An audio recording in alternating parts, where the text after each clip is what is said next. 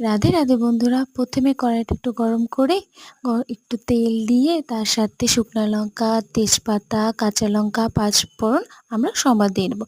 তারপরে যে যেমন খুশি সবজি খাবেন, নিরামিষের দিনে কিছুই খেতে ইচ্ছা করে না, তার জন্য আজকে আমি বানিয়ে ফেললাম আলু, কোয়াশ আর কচু, সজি কচু, বেগুন আর তার সাথে একটু ঝিঙে, এগুলো মিলিয়ে একটা সবজি। এই সবজিগুলো দিয়ে দিলাম সম্বার হয়ে যাওয়ার পরে।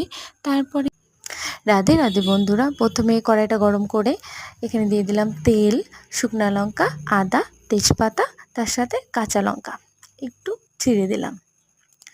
এখন বানাবো আমরা একটা নিরামিষ সবজি, বিনা গুঁড়া মশলা ছাড়া। একদম গুঁড়া মশলা আমরা এখানে ব্যবহার করব না। এখানে দিয়ে দিলাম আমরা গিয়ে কচু, সজি কচু, আলু, কোয়াশ, মূলো, আপনারা যার যেটা ইচ্ছে মতো সবজি দিতে পারেন। আমি এখানে ওগুলো দিয়েছি। তারপর একটু লবণ দিয়ে দেবো।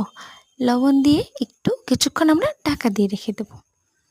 ঢাকা দেওয়ার পরে দেখবে সবজির জলগুলো একটু বেরোচ্ছে। তখন বেরোনোর পরে যখন আমরা একটুক্ষণ রেখে দেওয়ার পরে তারপরে একটু একটু কষাকষি করে হালকা, তারপরে আমরা দিয়ে দেবো অল্প একটু হলুদ দিয়ে দিলাম। হলুদ